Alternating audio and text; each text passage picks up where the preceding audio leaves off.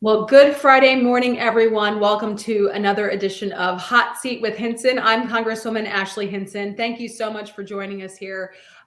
We have a very special candidate with us this morning and a great friend of mine, State Senator Dawn Driscoll. She is running for re-election into the newly redrawn Senate District 46, which includes Iowa and Johnson counties, parts of those counties. So Dawn, good morning to you. I know it's a very busy time for you and your family with harvest and all the animals that you have. You are an agriculture guru. So thanks for joining us. Could you tell everyone a little bit more about you and about your race in the district? Good morning, Ashley. Thank you so much for having me on. I am so glad I have the opportunity to visit with you a little bit this morning. Glad you're feeling better. And yes, my race, it is going to be a tough one, but I will have Senate District 46 as Washington County, Iowa County, and the rural Johnson County. So a little bit about myself is I am a family farmer. My husband and I, we have a corn and soybean operation here. We're in the heat of harvest right now.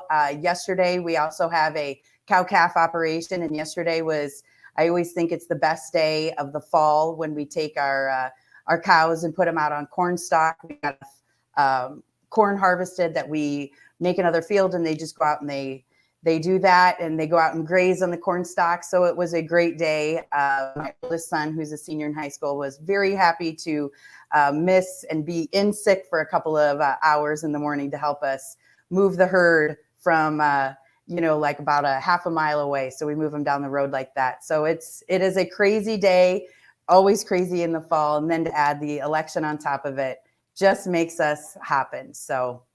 Well, you are a true citizen legislator, right? Where you're doing your job, you're helping to literally feed and fuel the world with what you're doing in your operation. And it is truly a family experience for you. And I've had a chance to witness that and how much your kids have a role in not only your operation, but in learning about agriculture here in Iowa. And one of the biggest issues, of course, that I continue to hear about as I'm traveling through my district are the rising costs and the rising input costs for you.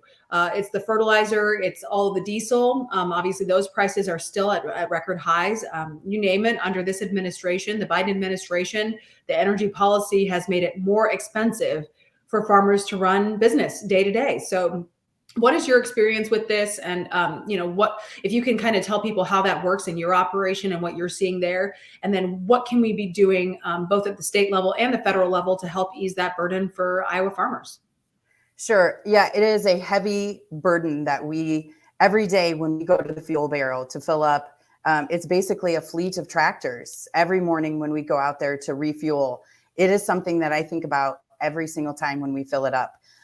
Because that barrel goes down. Diesel prices is through the roof. It's the highest we've ever seen. So it is a cost that we are thinking about every single day. It's multiple times a day because it weighs heavy, because that's a cost that we never really had to worry as much about in the past. That's a new added stress in our lives. Farmers, we always say we don't go to Vegas because our whole life is a risk. We take chances every day, and those are the things that we worry about. Fertilizer prices, they are through the roof. And anhydrous ammonia, we're getting into that season where in another month or so we're going to be putting on anhydrous, and we have to worry about how much it's going to cost. Will our co-ops have them? Will they make it through the season, and how much it's going to cost? Right now, we're actually in an area where we were in a drought in our area. The river is down. The Mississippi River is down. I just talked to my brother-in-law this morning. We were talking about, he runs a fertilizer plant. He was talking to me about how the Mississippi level is down so much that when they ship, like on the barges, they can only fill the barges a third full. And, that's going to affect, you're talking about fuel costs for getting the fertilizer here. You're going to talk about, potential shortages. We're not exactly sure. Hopefully your co-ops have it all on hand for this fall, but, these are all unknowns. And so what happens is that these are sky high prices. and it trickles down right to the consumer, and it's one of those things where, once again, it goes down. We're feeling the cost in our operation, but you are, at the end of the day, feeling those costs when you're putting the food on your table. Absolutely. So, Well, I went through the list of all the different products that corn is in, right? All the byproducts, all the oils, the sugars, all of the things corn breaks down, in addition to animal feed, right? And you think about how much that cost has gone up because those input costs have gone up. What you said about the barges and the fertilizer, think about those shipping costs and how much they've gone up. Not only because the fuel costs, but now because of that inefficiency. So it's a huge challenge for you. It's why we need to drive those costs down as much as possible. And it's why we need to be advocating for an all of the above energy strategy, both at the federal level and here in Iowa. And so I'm thankful for what you've done here in Iowa to support E15. Obviously, the state legislature, you supported that policy and got that through this year. And I think that's absolutely going to be a win for Iowa. So, we're doing what we can, but we're up against some pretty good headwinds. One of the biggest headwinds that I hear about from my constituents throughout the district is the inflation costs, right? It is obviously in fuel. That's part of it, but the cost of everything, the goods and services that we are buying is up higher. And working families are paying the price for this. I call it the Pelosi pay cut, because we've seen continued wasteful spending out of Washington, D.C. So are you hearing the same thing from your constituents, Dawn, as a state senator? And absolutely.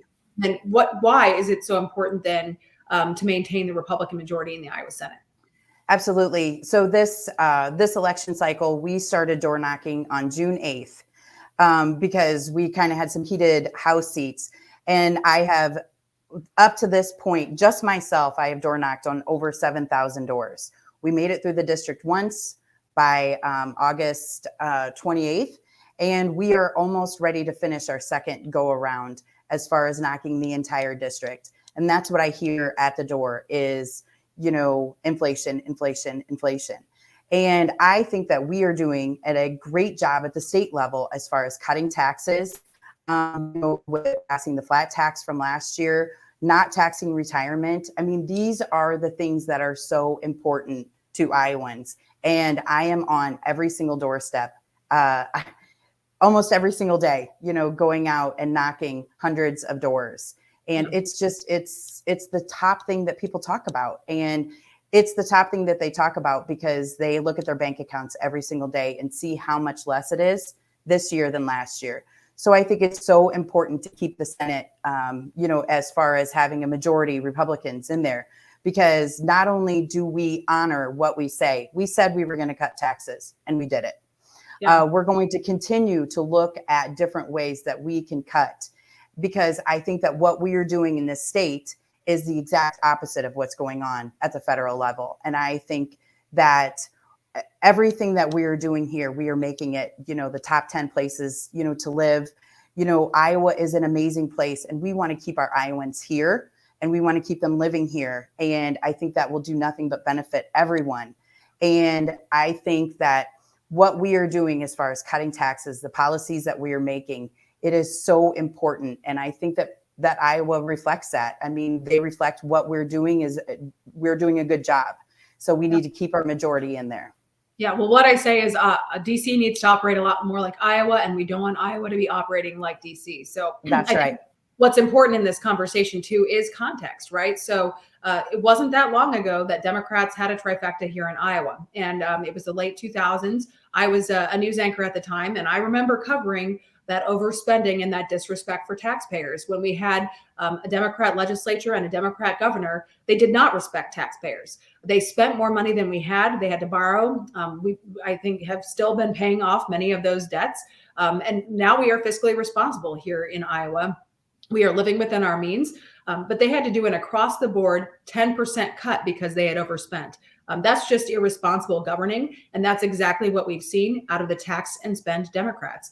In Congress, they passed the so-called Inflation Reduction Act, which expands the IRS dramatically, 87,000 new IRS agents to target working families. Only about 4% of that is actually for process. So we all know we want the IRS to function as an agency. I think people should pay the taxes that they owe. But what we know about those new IRS agents is they are going to be targeting hardworking Iowans and hardworking Americans. So look at that context, right? That's what the Democrats are doing in Washington, D.C. We saw what the Democrats did here in Iowa when they inherited a sound economic structure and torpedoed that, and Republicans had to come in and clean it up. That's exactly why it's important to have a strong Republican Senate, a Republican House, and a Republican governor here in Iowa. So, Dawn, could you tell us a little bit more about the campaign trail? You've talked a little bit about your door knocking, but what are some of the biggest stories that you've heard that have made an impact on you? It is those moms that I can relate to. Being a mom myself, I'm in charge of our budget. I'm in charge of the checkbook. I have to do the farm checkbook, our personal checkbook. It's one of those things. And that is what I talk to, men, dads and moms at the door. We talk about how that is going to affect, Christmas. I mean, it's even something simple as that. Mm-hmm. And it's just one of those things where going out there, talking to the people, talking about the protection of our kids. Like I said, I have 3 kids in high school. I have a senior this year. I have a junior and a freshman. And those topics, our kids are our future, and they are also so important. We talk about education. As far as here in Iowa, something that I think is very important is the trades. 4-year college isn't for everyone, especially after now what President Biden is going to do for the debt relief. 4-year college isn't for everyone. And I think here in Iowa, promoting the trades is something that is going to be so important for, my son on Monday, we're going to go sign our letter of intent. He's going to go to a junior college where he's going to be a diesel mechanic. And, I think that's so important. We're going to go work here he's going to work here in the district. He's going to work for Sinclair Tractor. He's going to be giving back to the community. That's what we teach our kids. And 4-year college just wasn't for him.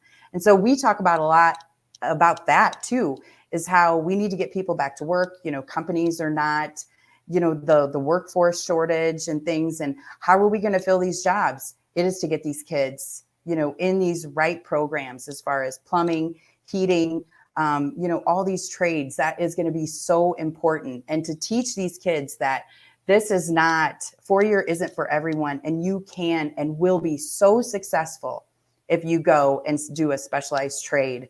And we just need to give them the right tools to be able to access, to find what their passion is, and to be able to come back, because that's what makes our rural district so wonderful, is if the kids coming back and working and being successful. Well, and you think about how that matches up with policy, right? So that's a story of your family and what you're experiencing. And I've heard that same story many times throughout the district of people who are looking for the right fit for them. And it's not always a 4-year college. That doesn't mean that those don't need to still be successful, right, and exist and educate our people, but we need to be talking about concurrent enrollment for our high school kids. I know we have a high rate of concurrent enrollment here in Iowa, so that our high school students can be earning that college credit at a community college and getting in that pipeline, right? And our education pipeline as well. I know you've done work on that at the state too. So kudos to you, Dawn, for the work that you've done in your first term, first couple of years in the Iowa. They're big ones. Yeah, yes, absolutely. You've checked a lot of great things off the list, but there is obviously more to do to make sure Iowa continues to stay the number one place, right, to grow, to work, to live, and to raise a family. So where can people find more information about your campaign? Sure. They can find me on Facebook for Dawn Driscoll for State Senate. And I have a website too, driscollforsenate.com. And if you are more inclined to donate to my campaign, I have a WinRed account, the securewinred.com / Dawn Driscoll for State Senate. So I would love the support. I'm in a tough race this year, and we are working hard, and we're going to go out there and finish strong. Well, Dawn, I have your back. So thank you so much for all you're doing to help stand up for Iowans, to stand up for Iowa agriculture and your constituents. You're doing a fabulous job, and I'm so proud to support you in your race. So thank you everyone for joining Hot Seat with Hinson. Dawn, put your link up so people can go to your Facebook page and donate, and they can just click it. Make it easy. So everybody check out Dawn's Facebook page, Dawn Driscoll, State Senator. Thank you so much for joining us for Hot Seat, and make sure everyone watches. Thank you for having me. Yep. Follow Dawn, support her campaign. Everybody have a great Friday. We'll talk to you soon. Thank you.